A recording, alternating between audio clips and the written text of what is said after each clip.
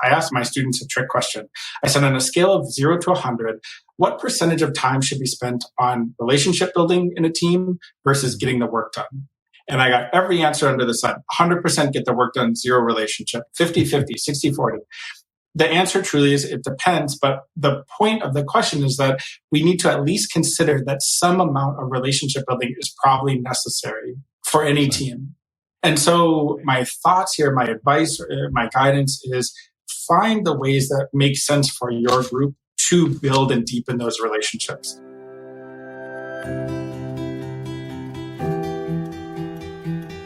Welcome to the Health Pilots podcast, presented by the Center for Care Innovations.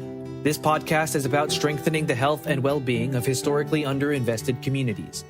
Every episode offers new ideas and practical advice that you can apply today.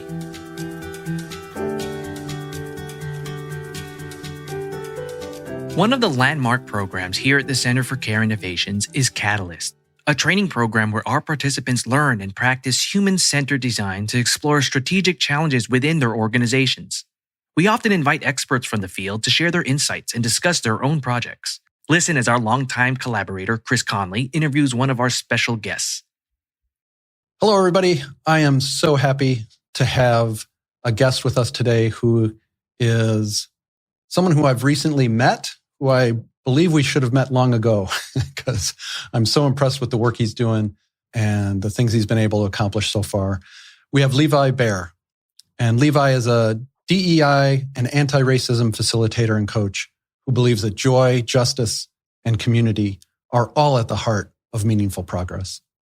He works with corporations, nonprofits, and community groups to guide them to find the motivation, shared understanding, and strategies for social justice change.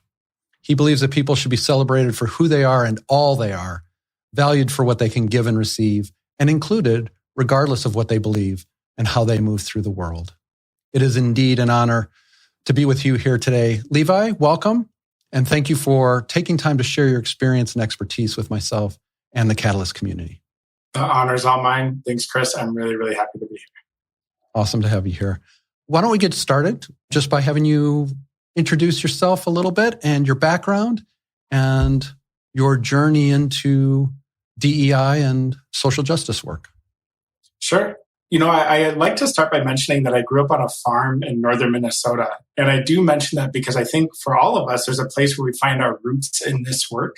And for me, the roots of collaboration, of community, of caring about the world around you started in a space where growing up kind of out in the woods, we had to share and interact with others, and took a community to get along.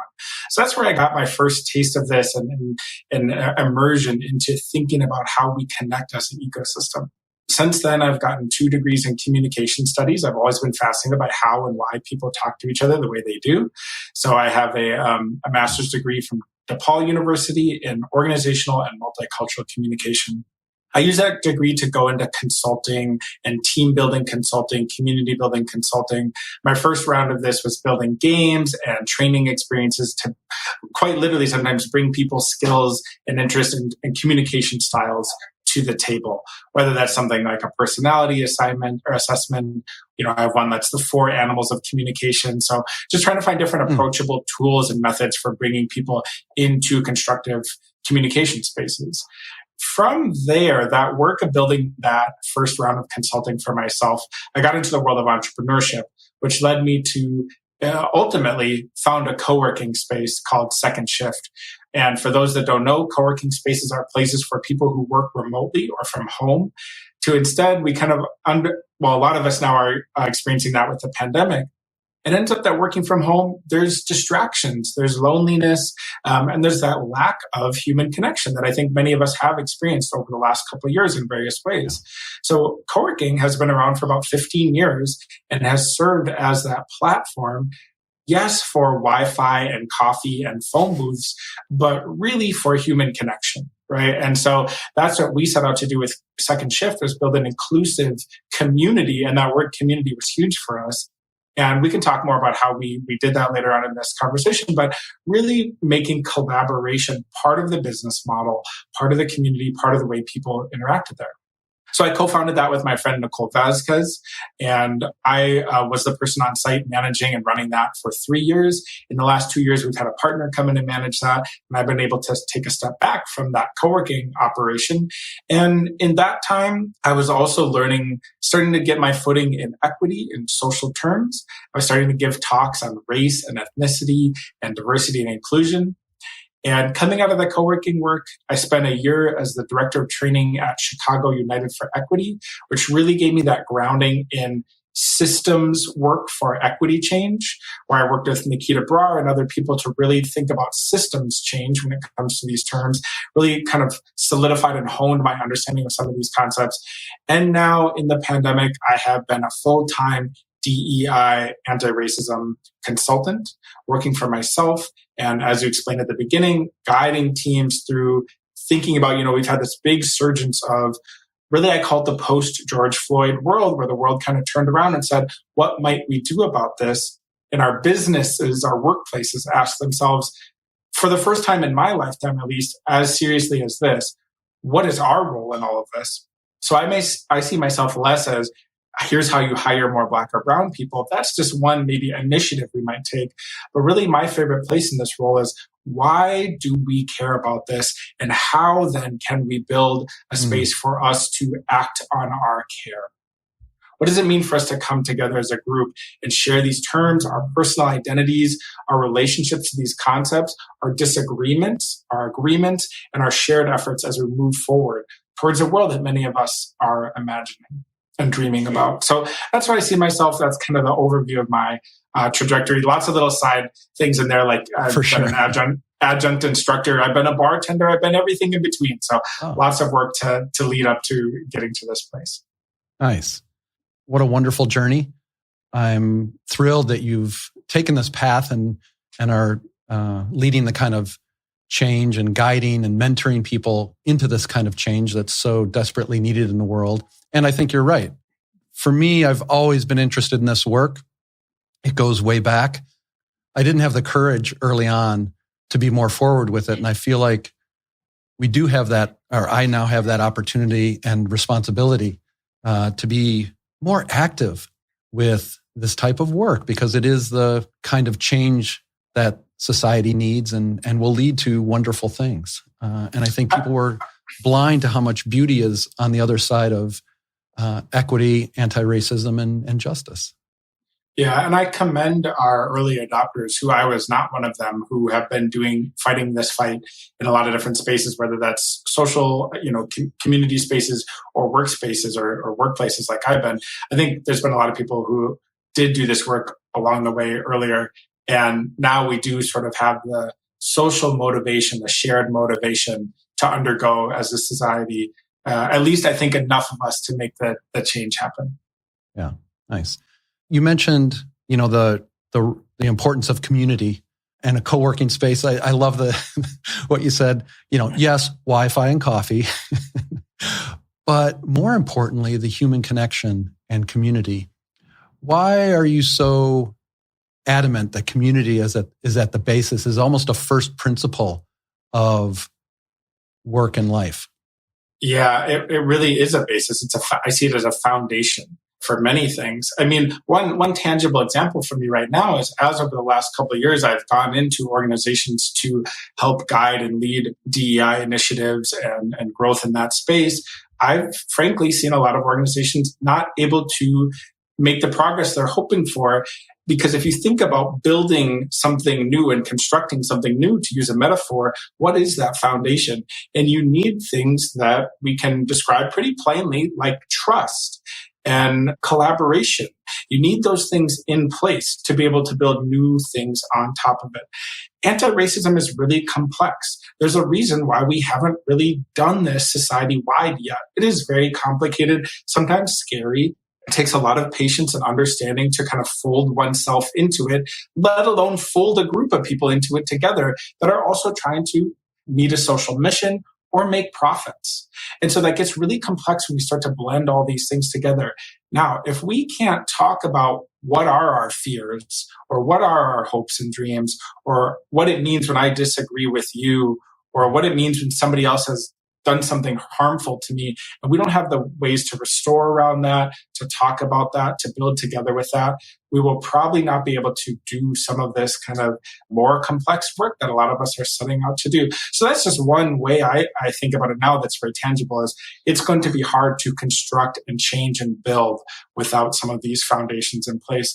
But I'll just also mention that because joy is a part of my work, it actually is kind of hard for me to describe all of the benefits that come from this stuff. Sometimes I feel like I'm almost making things up of like, at Second Shift, we had people start podcasts together, share babysitting tips together. We had one person buy their parents' house from one another, taco recommendations in the city. There really is no end to the number of possibilities, the amount of possibilities that come from a space where people get to be themselves, share freely, and be authentic in how they engage with those around them. Holy cow, that was so perfectly stated. And I got the chills because I'm a proud builder of a company that I think the crowning achievement was not the successful consulting business, it was the culture we built where people could be themselves. And I've always said that your coworkers are far more interesting than you know. Right. And encourage people to explore with each other. What are you geeking out about? What's your hobby? Tell me stories from your life. Yes. Because there's so much richness there and serendipitous connections and value and joy, like you said, that come from that. So I really like this notion you have that community is a foundation, relationship with each other is a foundation for this work we want to do. And especially the challenging work, it has to be there. Otherwise, we're never going to be able to make the kind of change that we want to make. Absolutely. And one last part is, I know some people will roll their eyes when we talk about the workplace being a place of community, or some people use the word family. And I do think we should be careful about pushing upon others a sense of connection that isn't there. But I think what has come into stark contrast for a lot of people in the last couple of years with the pandemic, with the racial unrest, is that we don't stop being ourselves when we go to work. So if I'm a Black person who's seeing racial unrest in the news that affects me personally, and I guess I could speak as a Black person, that it does affect me when I see terrible videos in the news. And then if I have to go to my workplace and just produce work and be a cog in the machine, that's not how any of us are. And so it's not that we have to be a family all the time at workplace, but there can be a sense of humanity, of recognizing who people are and what's going on with them. And sometimes that's going to be fun, and we're going to share hobbies and neat things. And sometimes we're going to be sharing the harder stuff too. And all of that is a part of that work and that growth. Very nicely said. The Catalyst teams, they're 3 or 4 people working within an organization, often collaborating with another organization. Can you talk a little bit about, and your work, and you have a lot of work in, what was the acronym you used when we spoke a couple of weeks ago? D&I or? I use DEI, diversity, equity, inclusion, but there are a few variations. No, the learning side of it, the more. Oh, L&D? L&D, learning and development. Learning and development, yeah. So you've been in learning and development, and I love that you've designed games, and we'll talk about that a little bit later, or tangible ways for people to engage in conversation. But just thinking about these teams and them kind of establishing a foundation, how can they do that as they begin working together? Some of them may not have collaborated on a project before. Mm-hmm. Some of them, we all know, they're all type A, high achieving, very successful people in community organizations and healthcare organizations. What do you think of, and what questions would you ask and advice you give to teams as they begin to work together a little bit? Yeah, I have 2 things that come to mind, and they fall under this umbrella of building trust. When I was an adjunct instructor at DePaul and I was teaching a communication class, I asked my students a trick question. I said, on a scale of 0 to 100, what percentage of time should be spent on relationship building in a team versus getting the work done? And I got every answer under the sun. 100% get the work done, 0 relationship, 50-50, 60-40. The answer truly is it depends, but the point of the question is that we need to at least consider that some amount of relationship building is probably necessary for any team. And so my thoughts here, my advice, my guidance is find the ways that make sense for your group to build and deepen those relationships. So for example, 2 things you might do. One, don't start, if you can afford the time, and kind of really ask yourself what that means to be able to afford the time, but really don't start any work meeting or gathering without social time programmed into it. Not just the 5 minutes on Zoom while we wait for people to sign on and the last person gets there and we go right into the work. If you have an hour, build 5 to 10 minutes in for maybe an icebreaker, maybe a show and tell. We're all at home now during the pandemic, some sort of thing where you get to share about yourself. So structure time, build structured time, plan for it to socialize. The other thing then is to choose prompts and questions and discussions that peel back the onion just enough. We don't want to do something too scary, like what's the most vulnerable thing you've ever done? That's maybe a little bit too much. But we also don't want to stay too shallow. What's your favorite color? Who cares, right? Let's actually find that middle ground. And I love icebreakers actually, because when you really get into, again, a thing that a lot of people roll their eyes at, another icebreaker. But when done well, there's an art form to it. One way I like to think about it is when we're done checking in, when we're done with the circle, I should want to talk to somebody more about something they said. So some of my favorites are things like, where was your mother born? No matter what people's relationships are to their mother, everybody's mother was born somewhere. And it starts this question of identity and culture and history. They're like, oh, I didn't know you had background in this and that. And it starts, just vulnerable enough where I normally wouldn't talk about that, but it starts to unfold, peel back that onion a little bit more. You can even just start with what's on your mind today. What makes home for you? Where do you get your energy in the world? These are the types of questions that make you think just a little bit more and share a little bit about your personality that goes beyond, I think, what we normally do. I love it. I'm just reflecting on one of the teams I work with, and there is always the let's check in at the beginning together. We like checking in, but I almost feel like it's stayed at, the first time or the second time, it's fine. And then if you just only do that and you're not working to maybe ask a different question or have people share something different than just how they're doing today, which again is always an important question, like, how are you feeling? How are you doing? But I like that notion of being creative with the questions. Where was your mother born or something like that? Because it reveals more and more of the onion over time and builds that relationship with each other. I really like that notion.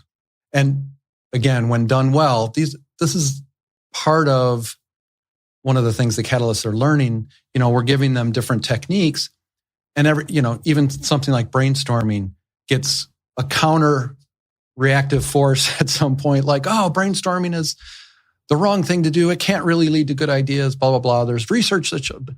All of these things, when done well, thoughtfully, in community with others, thoughtfully, is an art form and can create amazing value. Done just by running through the motions to get the work done, it's not going to be that valuable. And it takes just a little bit of work can go a long way. That art form, I think some people might think, well, I'm never going to learn all the things that maybe a professional facilitator has learned. I literally just Google icebreakers, put it into Google unique icebreakers, unique intro questions. You'll see them. I've just happened to have collected some of my favorites. I can recall them and use them many times. But in 3 minutes, you can find the next icebreaker you want to use at your next team meeting. Nice. Love it. You, on this notion of community, when we first talked and we were talking about getting together today, you said you had the 6 elements of inclusive community building. Yeah. I thought it would be fascinating to hear a little bit about that and use that as a basis for some of the other things we'll talk about. First, I just want to say I love that you create learnable models for people and things that can be shared. And I think that's a real talent and very important as this work moves forward. It's sometimes we talk a lot, but we don't share kind of something that people can hold on to longer than just the conversation itself and maybe go try something. Is that something you'd like to share with us today? So that's yeah, I'd love to share it. The full thing goes kind of deep, but we'll just introduce it today, and hopefully everybody can find maybe at least one thing they want to take away and try next. Okay, I'll go ahead and give the brief overview to the 6 elements of inclusive community building, which comes from my time in DEI work, but largely in what we did at Second Shift at the co-working space and in other communities I built to really think about what it means to bring people into a space where they can be themselves. So just a brief overview. First is building that culture of trust. We've already talked about this, so it includes many of the things we've already talked about, but doing things like taking the time to get to know each other, being able to be yourself, which we'll also get into in inclusion in the next one, but just being able to be yourself, which is easier. The more different marginalized aspects of identity people have, the more intention that needs to be put into designing for that and creating space for that. But really working with people to make space where folks can know that the organization's looking out for them and trust each other and the space that they're in. All right, so I'll be brief on each of these, and if you have follow-up questions, we can go deeper for any of them. The second one, once you start, and that culture of trust is an ongoing thing, I'll say, that's worked for a long time. After that, thinking about inclusion and access and inclusion, designing for your specific community. So my definition of inclusion means designing for people. Really, it's not just a seat at the table, but it's what do people need to really feel welcomed at that table. So how do I think about access, the way people's bodies move, the way their eyes see, the way they hear, what kind of language they speak? What are the different things I need to think about when they come in the door? They're going to say, or they sign onto the Zoom call, they're going to say, this was made for me. They really thought about me and what my needs were when I signed up. So people being able to see that very clearly. One thing we did at Second Shift was put faces of everybody who worked there on the wall. So people's personalities and aspects about them, a little profile about them was on the wall. And our guests and our community members really like seeing literally that who was a part of that community built into the fabric of the space. Number 3 is platforms and events. I like this one because we tend to have a culture of just scheduling things to do and just sending people into Slacks or Facebook groups or group text. It's almost a default. Let's make a Facebook group. Well, all I'm saying in this one is that we need to be very intentional and think about what do events and platforms actually do for our communities. Our platforms, let's just take that by itself for a second. Platforms, meaning our spaces like Facebook groups or text messages or email lists. Which ones work for our groups? Am I trying to send a group of people into a Slack that I'm used to using? But maybe it's a group of community members that email or text message or phone call might be more appropriate for them. So I want to really think about blending that access into that platform of what is going to work for folks, what makes sense for us and the people that I'm trying to reach, not just for me. And then events, just thinking really intentionally again, putting in that little bit of work. Do I just schedule events and do bingo nights and do happy hours and do workshops just to do that? Or is there something there that like, what is the purpose of our community and how does that event fulfill that purpose? At Second Shift, as a co-working space, for a while there, we were following the pattern of other co-working spaces of doing workshops. And in that space, it was a consultant, kind of like myself now, would come in and give their hour-long talk about the thing that they were an expert in. That's a wonderful little experience. We didn't have a lot of people coming to those. And as the creator of that space, I had to recognize that those sorts of events didn't actually fit with the purpose of our community, which was community building, getting to know each other. So, people would go to places downtown like 1871 and other spaces for those events, and that was fine. That's where they could go for those. For ours, it was more about being yourself, being in connection with other people. So just thinking about what is the purpose of that event. Number 4 is innovation and feedback, making space for growth within and around and through the community.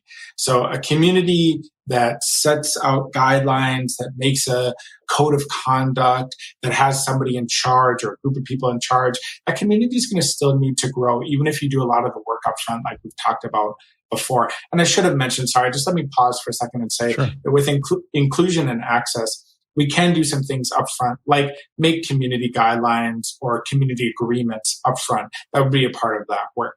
So now, when we come back to our number 4, innovation and feedback, we're making sure that the community can share their voice and shape what is happening there. That could be a suggestion box, whether digital or in real life, an anonymous place for feedback. Not just the performance reviews with staff, but I think of these as like coffee chats. When do you really like grab that cup of coffee and say, how's it really going for you? Mm-hmm. This might require our leadership, our bosses, to not be the person asking that question, because there's a power dynamic that gets in there. So this is one kind of takeaway here, action item, is if you're that boss, if you're that person giving the performance review, maybe there's somebody else, a mentor or somebody else in the organization that can do that kind of deeper dive with some of your staff and say, how's it really going here? What could make this place work better for you? So just in general, culture of feedback, revising, building, knowing that work is cyclical and we can always revise. And the last thing I'll mention here is this is really where we can see equity come alive as well, which means building with and for people who have been typically left out of that power structure. So how can I take the voices and inputs and needs of people who have been left out, who have been marginalized, who haven't had access, and actually not just think what I think they need, but hear from them and bring their voice into building what works for them. That's equity in action. Number 5 is ecosystem. Another one that we often skip over because we're like, okay, I've done the community agreements, I've picked some good icebreakers, I've built my space, but how does our space connect with the broader system around us, with the communities around us? You can see on the screen, I called this collaboration over competition, because sometimes this is kind of challenging in our often profit-driven or grant-driven or timeline-driven work in ecosystems and environments that we have now, to say, what if I shared my ideas? What if I shared and connected with others? What if our nonprofit was trying to solve something that other people have also tried to solve? And what if we came together, and I know this is easier said than done, but didn't focus primarily just on the grant reporting and acquisition cycle, but on connecting with others to say, here's what we got done, and how does this look for you? What did you get done? What could we learn from one another? So just staying connected with the folks around you, with the broader ecosystem, not staying siloed inside of the spaces where we work. And lastly, our champions. I love this one because people often say, well, I'm the person who's making things happen here, or I see somebody in the community who really cares about this space and the work. So the champions, the leaders and the lifters, this is identifying and sometimes being those people that are going to be the tent poles of the work, of the cause of the organization. Sometimes I call it, for those who are familiar with the Dr. Seuss book, these are the Lorax. The people that speak for in the Lorax, it's the trees. But in our real world, maybe that cause of equity or diversity, or the thing that your organization works on, whether it's health in the community or whatnot. So the champions are the folks that are going to do the rest of this list. The champions are going to push for access and inclusion. The champions are going to push for innovation and feedback. When we think about this, my brief intro to this is maybe you're that champion now. And what we can do is identify the other champions along the way and lift them up so that I don't have to always be the one doing all that extra lifting, because this is all emotional, spiritual, physical labor. And so how can we continue that cycle? It almost fits in with the innovation and feedback. Build that cyclical nature so more people come into that circle, become champions, and the next generation of shapers comes on board. Beautiful. Love that one. So that's the overview. Those are my 6 elements that I've seen in action in my community building spaces. Yeah, just reminding everyone that we're talking about building community here, right? And so this is a thing that happens over time. A lot of these resonate with me for sure. The intentionality on the first 3, I would say, is really important. I really like how you asked the question about each element. What role is this playing? What purpose does it have? Are we just doing them to do them? Or are we making selections? Are we asking the community what kind of event, where, how would resonate with you guys? I think that's so important. And it's a missed opportunity for people again, they often think just in the doing of it is where the value lies, but in its how you do it, what and how you do it, where a lot of value can be created.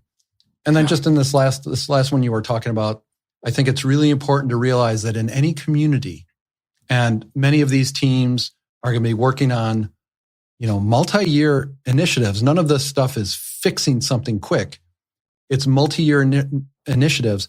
I want them to really take away this point that if you're doing a good job of building a community, you do have champions and leaders coming from the community who are so in alignment with what the community is about and the mission that you have, that they take time, they bring their talents and leadership, and to lift them up and to make them part of that effort and to recognize them is a huge part of making it successful. I really like that one a lot.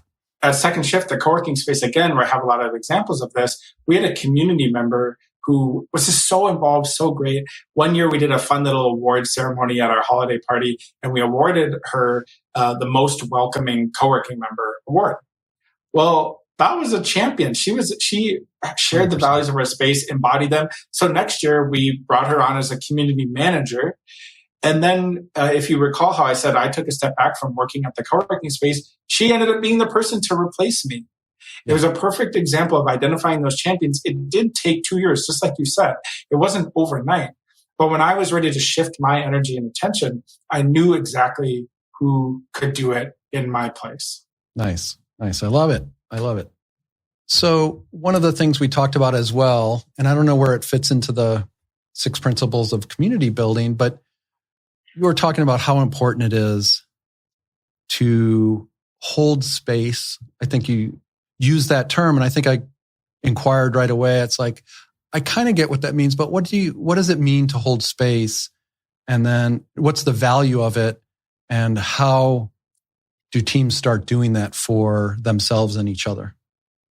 Yeah, absolutely. So I and other people use the term hold space, or for those of us that do it, for anybody watching this that leads Zoom calls or leads community meetings, I would say that you hold space or are a space holder.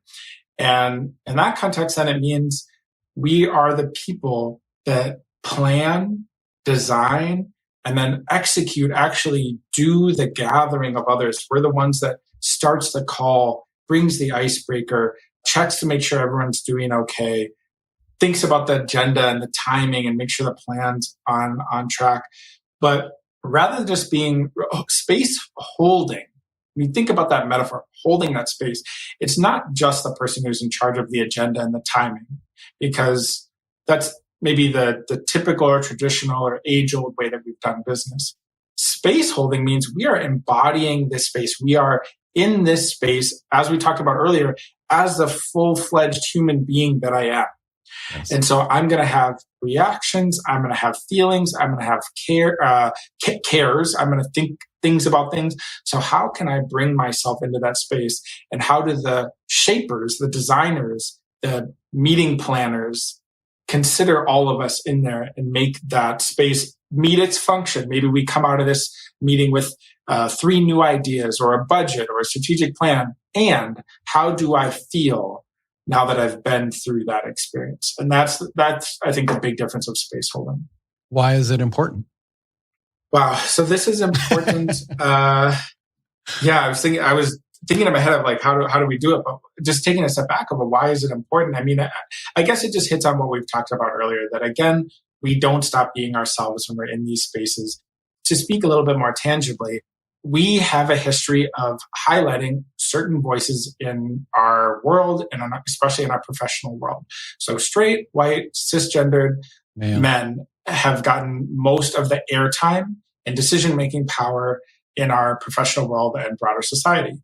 So if we want to hold space, it allows us to think really intentionally about many things, but I think very importantly about how we engage and how to restructure so we have not just equity is a great concept, and I want us to continue to strive for it. But when we really come down to where the rubber meets the road, it's, did everybody get to share?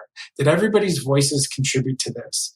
Did the person who didn't graduate college, didn't graduate high school, is the most maybe vulnerable in the way that we look at social roles, did their presence matter and did their voice contribute? And space holding with the right intentions and care and planning allows us to do for that, allows us to have the CEO, executive director that makes six figures and the person who's representing the community have equal footing in that space and be able to share with the same amount of impact there. Nice. So that's why it's important, is it allows us to rewrite some of these scripts that have just been running for a long time.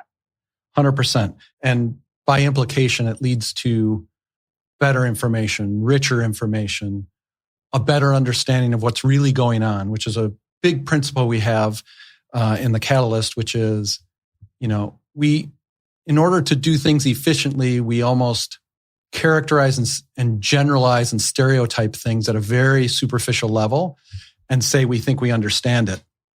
Where the goal is to really go, what's really going on? What's really happening? And I think you learn that when you hold space for others who normally don't have a voice. And well, if you don't speak up, then it's your fault, right? And no, leaders today have to intentionally bring people into the conversation and give them and space. Be proactive. And be proactive. Be the leaders of this. And let's break it down. Let's be really clear for a second here. A lot of organizations want to do this work, but sometimes the motivation comes from different places. So space holding as a craft, as something we care about and put energy and money and human resources into, allows us to maybe meet some of our diversity and inclusion and social justice goals, but also we could make more money and more profits if we create a stronger workplace and better processes. We could avoid legal trouble. We could avoid public discourse that's not going to be good for us. We could avoid social media call outs or bad things that happen from somebody comes buys our product or attends a meeting or something like that. So they talked over me, they harassed me, they such and such. Space holding is good for the world, but for many other reasons can also be good for our organization. 100%. Totally agree with that.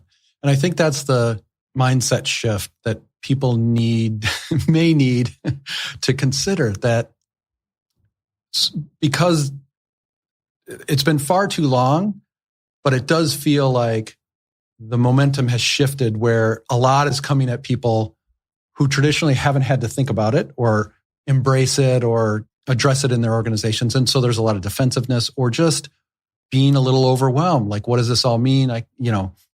But there's a simple mindset shift that I think is to be made, which is, what am I afraid of? There's so much value and meaningfulness and relationship building on the other side of this. What am I really concerned about losing power? And that's what I'm going to defend. Like, it starts to be, and I like going in this direction, it starts to be negligent from a leadership standpoint. If you're not doing this now, you're actually harming shareholders because this is where the world's going. And if you're not a leader in it, you're being negligent in your leadership. Yeah. That's powerful. That's such a great point. And, we're seeing the numbers and data that diverse groups of people, and try to be careful not to say diverse people. We just mean people who are, again, not white or not men, that these diverse communities of people want to work at diverse places. Yes. And so if your organization is saying, we don't care about this, we're not going to do this, you are going to lose out. Because it might be that you hire some Black, brown, queer, differently abled, such and such folks. But what we're seeing, especially a year and a half after George Floyd's murder, is that folks are burning out or not getting the care and attention or space holding they need, and they are leaving or finding places that are doing that. So the places that are investing in equity, in diversity and inclusion, in space holding, they're retaining the multifaceted talent that makes the workplace richer, that makes products and services richer, that makes trust and deeper communities possible. And so at this point, if nothing else, it's a business strategy, it's a competitive edge, if not just the right thing to do. 100%. I want to be conscious of our time and ask maybe at the end here, one last question about, as these teams move forward, how can you encourage them to or in what ways can they hold space as they move forward with this work? What can they do intentionally to start incorporating some of this in their team, even though they're part of an organization and there's lots of politics and dynamics going on? Mm-hmm. How can they move forward a little bit? Yeah, it's a few things that we've already kind of hit on, but I'll recap some and maybe introduce a new one, which is definitely building regular, consistent time for kind of social sharing or unstructured sharing. So whether that's 10 minutes out of a monthly staff meeting, or do you need to add another time? I know it's tough right now during the pandemic and Zoom and all those things, but building that time to share with each other, bringing in voices that have been left out. Again, we mentioned this, but if you're creating services that impact people, how are you bringing people in upfront so that they get to be a part of crafting what that service and experience looks like? Pick a few, again, we said this, but pick a few of your new favorite icebreakers, go find some, and think about how you're going to warm up your next gathering and how you might share that responsibility. So it's not just one person every time racking their head trying to think of an intro question. Have that be a rotating responsibility. Think about where the personality and personal identity of each of you gets to come through in the workplace. It's going to be different. How much and to what extent is going to be different in every different work setting. But does it make sense to have a favorite cultural food from your family day where you show and tell the foods that your family ate growing up?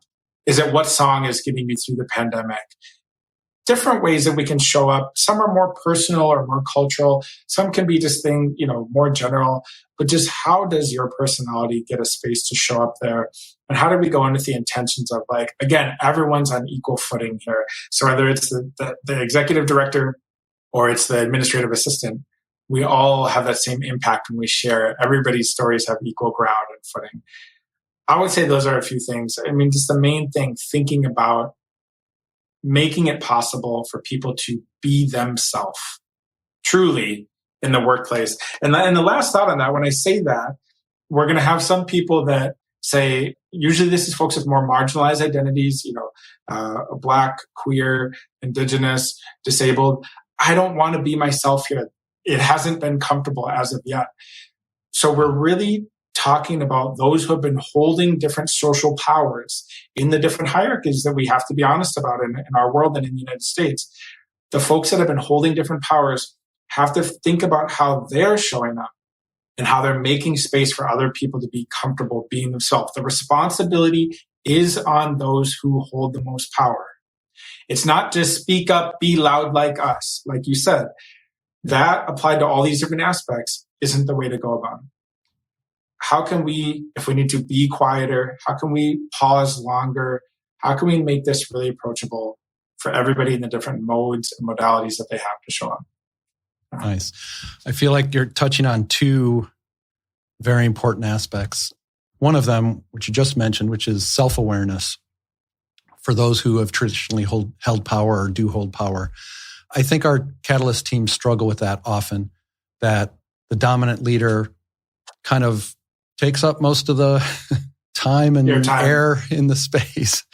And we really encourage them but you can encourage them as much as you want until they kind of self-recognize holy cow, and it may be coming from a position of genuine good intent, right? I really want to solve this thing. But that's exactly the behavior that has led to lack of understanding, failed programs, because there is one dominant.